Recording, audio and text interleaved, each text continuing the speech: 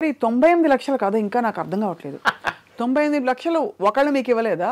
పలువురు ఇవ్వలేదా? పలువురు అంటే ఏమంటారు వెళ్ళినప్పుడు? ఇదిగో ఇస్తాం అదిగో ఇస్తాం అనుకుంటారా? ఇప్పుడు ఒక ప్రోగ్రామ్ మీరు చేస్తున్నారు అనుకోండి, అవును, ప్రొడక్షన్ ఖర్చు అవుతుంది కదా. ముందు మనమే ప్రొడ్యూసర్ పెట్టాలిగా. పెట్టిన తర్వాత వాళ్ళు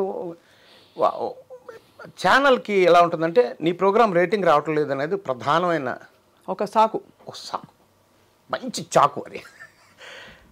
రేటింగ్ రావటం లేదు, నెక్స్ట్ వీక్ నేను తీసేస్తున్నాం అంటారు. గప్పుకుని కాళ్ళ వెళ్ళ పడతాం, ఇంకా 1 వీక్ ఉంచుతాం అంటారు.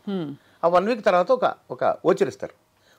ఫుల్ అండ్ ఫైనల్ పేమెంట్ అని ఒప్పుకుంటే ఇదిగో నీకు 20 లక్షలు రావాలి, 2 లక్షలు ఇస్తా అని ఒప్పుకొని రాసిస్తే 2 లక్షలు వస్తాయి. ఆ 2 లక్షలకే మనం చాలా జీవితం మారుతుందనే ఫీలింగ్లో ఉంటాం. బోళ్ళంతా మళ్ళీ వాళ్ళకి ఇవ్వాలి కదా, టెక్నీషియన్స్కి. అవును కదా, వాళ్ళ బాకీలు అలాగా. అందులో నా రెమ్యునరేషన్స్ ఉంటాయి, నా లాభాలు ఉంటాయి. సో అవన్నీ అలాంటివన్నీ కలుపుకుంటే సో అలా మీరు ఒక పీరియడ్ ఆఫ్ టైం అయింది. అవునమ్మా, అవును. అంటే పెద్ద పెద్ద ఛానల్ సంస్థలు ఎవరైనా అంటే మీరు పేర్లు చెప్పట్లేదేమో. అదే ఎందుకు అవసరం అంటే చెప్పేచ్చు. అంటే కేబుల్ నెట్వర్క్ నుంచి శాటిలైట్ నెట్వర్క్ వరకు నేను ప్రోగ్రామ్ ఏదైతే సీరియల్ చేస్తానో ఆ సీరియల్ అన్నింటిలో నాకు నష్టమే జరిగింది. అంటే ఎక్కువగా ఇవే ఉండేవి, ఈటీవీ, జీటీవీ ఇవే కదా. ఈటీవీ ప్రోగ్రామ్ ఇప్పుడు మనకు చేయలేదు. అదే మట్టి మనిషి ఒకటి చేస్తాం, అది ఫ్రెండ్స్ తోటి చేస్తాం, అది వేరే ప్రారంభం. కానీ వేరే ఛానల్స్ వాళ్ళే కొట్టేశారు. ఏ దశకంలో సార్ ఇది? 90 వరకు, 90 అంటే 89 ఆ టైం నుంచి 2000, 2003, 2005 ఆ టైం వరకు. ఎందుకంటే మనకి ఈ సీరియల్స్ అవి పుంజుకున్నదే 90s దశకంలో. అవును, ఆ టైంలో అంతే. అప్పటి నుంచి వచ్చాయి. ముందంతా మాకంతా టెలిఫిల్మ్స్, సింగిల్ ఎపిసోడ్లు అలాగే. సో చాలా ఇబ్బంది పడి ఉంటారు మీరైతే. చాలా చాలా చాలా చాలా. ఆస్తులు అమ్మేశారా? ఆస్తులు లేవు అమ్మడానికే? ఎక్కడ కొన్నా అక్కడ అమ్మా. అదే కొన్నా. చాలా కష్టపడి డే 1 నుంచి కష్టపడుతున్నాగా. రోజుకు 150 రూపాయల నుంచి రోజుకు 300 దగ్గర నుంచి రోజుకు 500 దగ్గర నుంచి అలా తీసుకొని ఒక్కొక్క వర్క్కి ఒక 500 దగ్గర నుంచి 1500 దగ్గర నుంచి అలా తీసుకున్న. ఎక్కడ పడితే అక్కడ కొన్నాను నేను. అలా మీరు ఎక్కడ పడితే అక్కడ పోయినాయి. అమ్మో, చాలా స్ట్రగుల్ సార్ లైఫ్. ఈ టైంలో అంతా మీకు వేరే ఆలోచన రాలేదు? మీరు అంటే ఇంకో ఫీల్డ్లోకి వెళ్దాం, ఇంకోటి ఏదైనా చూసుకుందాం, ఎట్లా వెళ్ళగలనమ్మా? ఇది ఈ కలలు కన్నదే ఈ జీవితం కదా, బతుకుతున్నదే దీని గురించి. వేరే చోటుకి వెళ్ళాలంటే ఇంక మనం ఉన్నట్టే లేకపోయినట్టు. కరెక్టే. ఎట్లా వెళ్ళగలుగుతాం? ఉంటే ఇలాగే ఉండాలి, బతకాలి, లేదంటే వేస్ట్ అనిపిస్తుంది. అవును, నేను చాలా తక్కువ టైం నేను జాబ్ చేసింది. అది కూడా రిపోర్టర్గా పనిచేసింది. ఈనాడు పనిచేశాను, అంతకుముందు పల్లకీలో పనిచేశాను. దట్ చాలా తక్కువ టైం. ఈనాడులో పనిచేస్తున్నాను. టెలివిజన్లో ఏదో ప్రోగ్రామ్ వస్తే అట్లు రామారావు ఉండేవారు మాకు హెడ్. ఆయన టీవీలో పనిచేయడానికి లేదు అని మెమో ఇచ్చారు నాకు. నేను కాగితం తీసుకుని రిజిగ్నేషన్ ఇచ్చేసి స్వీట్లు పెట్టి వస్తే నాకు అదే ఇష్టం సార్, జాబ్ వద్దు సార్, అంతే. చాలా తక్కువ టైం. సో ఇప్పుడు మనం సైతం సంస్థ పెట్టాక సార్, అసలు వాట్ ఈస్ ద నేచర్? ఎవరెవరికైనా సాయం చేయాలంటే ఎలాంటి సాయాలు? ఆర్థిక సాయం ఒకటి. అవునమ్మా, అన్నీ అమ్మా. అట్లే ఎలా అంటే నన్ను అడిగే వాళ్ళని బట్టి. ఇప్పుడు సపోజ్ మొన్న ఒక సినిమా ఇండస్ట్రీలో ఒక కాస్ట్యూమరు అతను ఇంట్లో పడిపోయాడు, తలకు దెబ్బ తగిలింది, ఏదో హాస్పిటల్లో జాయిన్ చేశారు. జాయిన్ చేస్తే అక్కడ వాళ్ళు తట్టుకోలేకపోతున్నారు. ఫ్యామిలీ, ఒక ఆడపిల్ల, భార్య, ఏం చేయాలి? వెంటనే ప్రభుత్వ అధికారులతోటి పొంగులేటి గారిని వాళ్ళ టీంతో మాట్లాడి నిమ్స్లో ఒక బెడ్ ఖాళీ చేయించి, నిమ్స్లో 32 బెడ్లు ఉంటాయమ్మా 31 రాష్ట్రాలకి. అదే ఉంది. సో అక్కడైతేనే సీఎం రిలీఫ్ ఫండ్ నుంచి మనం ఏమైనా తెచ్చుకోవచ్చు, వాళ్ళ దగ్గర నుంచి ఏదైనా లెటర్ తేవచ్చు, ఏదైనా మాట చెప్పించవచ్చు. సో బెడ్ ఖాళీ అయినా మరో సెకండ్లో అక్కడ పేషెంట్ పెట్టేయాలి, ఎందుకంటే ప్రాణాలతో కాబట్టి వాళ్ళ పాలసీ అది. అవును. సో వేరే హాస్పిటల్ నుంచి హాస్పిటల్ వరకు మనిషిని తీసుకొచ్చి అక్కడ అవన్నీ కూడా చేయడానికి దానికి డబ్బు ఎంత అన్నది కాదు. అసలు మన పవర్ ఏంటి? పొంగిలేటి గారు వాళ్ళ టీంలో మన మనుషులు ఎలా ఉంటారు.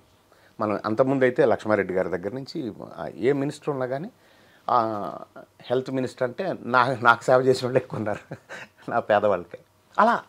అలాగా ఇండస్ట్రీకి సంబంధించిన వాళ్ళందరికీ నేనున్నాను అని చెప్పే ఒక సంస్థ మనం. ఎస్ అమ్మా. అంటే ఇలాంటి ఒక వ్యవస్థ పెట్టినప్పుడు ఇండస్ట్రీ వరకు లేకపోతే ఫలానా శాఖ వరకు అన్నది ఉండకూడదు. కాబట్టి ఎవరికైనా ఉంటుంది. ఎక్కువగా నా చుట్టూరా పేదవాళ్ళు ఇండస్ట్రీ వాళ్ళు ఎక్కువ ఉంటారు కాబట్టి వాళ్ళకి ఎక్కువ లబ్ధి అవుతుంది. ఇప్పుడు కేరళ ఫ్లడ్స్కి ఇంతకుముందు వచ్చినప్పుడు అక్కడికి వెళ్ళి పనిచేసి వచ్చాం, తిత్లీ తుఫాన్కి వెళ్ళి పనిచేసి వచ్చాం, కర్నూలు ఫ్లడ్స్కి వెళ్ళి పనిచేసి వచ్చాం. బట్ ఆర్టిస్టులు టెక్నీషియన్స్ ఇండస్ట్రీ వాళ్ళకి అట్లా లేదమ్మా. ఎవరికైనా ఇస్తారు, సమాజంలో ఎవరికైనా.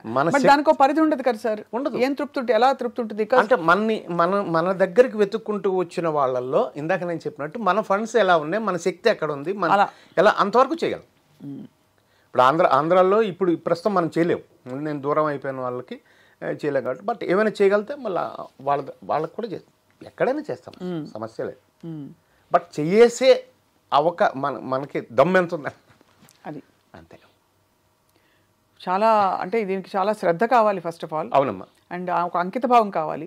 ఎందుకంటే తిరిగి చూసుకుంటే మనకు వచ్చేది ఏముండదు.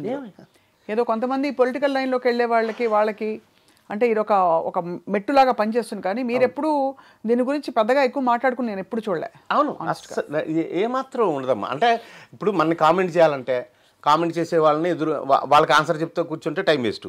లేకపోతే ఇంకోళ్ళు ప్రపంచంలో ఎవరైనా కామెంట్ చేస్తారు కదా, మంచి పని చేస్తుంటే ఎక్కువగా చేస్తారు. సో నేను అసలు పట్టించుకోను. వాళ్ళని అసలు నేను ఏ పేదవాడికి హెల్ప్ చేయాలి వేళ అంతే. రోజు చేస్తున్నారు సార్ అప్పటి నుంచి? అంతే. సుమారు ఎంత సార్, ఎన్ని వేలు అలా అవుతుంది రోజు కానీ చెప్పాలి అంటే? నెలకి ఇంత ఇవ్వగలుగుతాం. కరోనాలో 50,000 కుటుంబాలకు నేను గ్రాసరీస్ ఇచ్చాను. బాబా 50,000 మంది కుటుంబాలకు ఇచ్చాను. ఎంత వాళ్ళు మీ మనసులో మిమ్మల్ని దీవించుకుని ఉంటారు. డెఫినెట్గా చాలా ఇప్పటికి చాలామంది నేను అంటే అదే కాకుండా ఆర్థిక సహాయం కూడా. ఇప్పుడు నేను ఏ యూనిట్లో షూటింగ్ చేస్తున్నా 5 నుంచి 10 మంది మధ్యలో ఉంటారు బెనిఫిషియర్స్ ఆ సెట్లో. ఒకళ్ళు వచ్చి నాకు పలానప్పుడు అది చేశారు, నాకు పలానప్పుడు ఇది చేశారు, లేకపోతే నాకు బియ్యం ఇచ్చారు, లేకపోతే ఏదో ఒకటి. మినిమం 10 మంది ఉంటారు, 5 నుంచి 10 మంది ఉంటారు. ఎంత గొప్ప జీవితం సార్. ఈ మధ్యలో మరి మీ కుటుంబం మీ ఖర్చులకి, మీ ఇంకా జీవనోపాధికి ఎలా మీరు ప్లాన్ చేసుకున్నారు మీ లైఫ్లో? ఒకవైపు ప్రొడక్షన్ వర్కౌట్ అవ్వలేదు, డబ్బులు ఎగ్గొట్టారు, అందరినీ వెళ్ళి అడగలేకపోయారు. అడగలేదు అసలు? ఎవరైనా అడిగారా? అడుగుతాం. చూసినట్టునే అక్కడుండే టెలిఫోన్ కింద పాడేసే వాళ్ళు ఉంటారు, కళ్ళజొల్లి చేసే వాళ్ళు ఉంటారు. అలా కూడా అంటే మమ్మల్ని చూసినప్పుడు ఆ ఇరిటేషన్ నుంచి అరే సార్ కోపం మీద ఉన్నారని వెళ్ళిపోతాం అంతే. అయ్యే బాబోయ్, మీరు చెప్తుంటే ఎన్ని చూసాం తల్లి, ఎన్ని చూసాం. అంటే వచ్చేవాడు కూడా కంగారు పడతారుగా. అరే వీళ్ళందరూ ఎవరు సార్? ఛానల్ యజమానులా? నాకు డబ్బులు ఇవ్వాల్సిన వాళ్ళు. అంటే అలా కాదు, నేను అడిగేది ఏంటంటే డబ్బులు ఇవ్వాల్సిన వాళ్ళు. అంతే అంతే అంతే అంతే యజమానులు అదే ఎవరైతే ఆ సీట్లో ఉంటారో ఇవ్వమని చెప్పేశారా? ఇంకా లేదు, ఫుల్ అండ్ ఫైనల్ పేమెంట్ రాసేసాం కదా. అంతే. అలా రాసే ముందు ఈ సీన్స్ అన్నీ ఉంటాయి అన్నమాట. ఓహో. రాసిన తర్వాత ఇక వాడు ఇవ్వడు, ఎట్లా చచ్చిపోతాం, ఎలా మనకు ప్రెషర్ అవుతుంది. మనం ఈ లోపల మనం ఎక్కడో అక్కడ వేషాలు వేసి సంపాదించిందో లేకపోతే ఉన్నదో ఏదో తెచ్చి దొంగతనంగా కొంత అప్పులు గట్టిగా అడిగి కూడా ఒకడు ఉంటాడు కదా పాపం, వాడికి ఏదో కష్టం ఉంటుంది కదా, వాడికి ఇచ్చి అడగని వాడికి కొంచెం ఆగి ఈ కనీసం ఇదైనా వస్తుందేమో అని అలా మనకి ఇవ్వాల్సిన డబ్బును బాగా ఎక్కువ చేసి ఇచ్చే డబ్బును బాగా తక్కువ చేసి ఆ బ్యాలెన్స్ ఎక్కువైన తర్వాత కట్ చేస్తాం. ఇవన్నీ ఒకవైపు అయితే మీకు యాక్టింగ్లో కూడా రెమ్యునరేషన్స్ ఎగ్గొట్టడం ఉంటాయి? మ్యాక్సిమం ఉండవు, 1-2 ఉంటాయి, మ్యాక్సిమం ఉండవు. ఎందుకంటే రాను వచ్చిన తర్వాత ఇక నాకు ఒక మేనేజర్ గారు ఓ పెద్ద ఆయన ఉంటారు, ఆయన కలెక్ట్ చేసుకుంటాడు కొంచెం. అది ఇబ్బంది లేదు, అదే భుక్తి.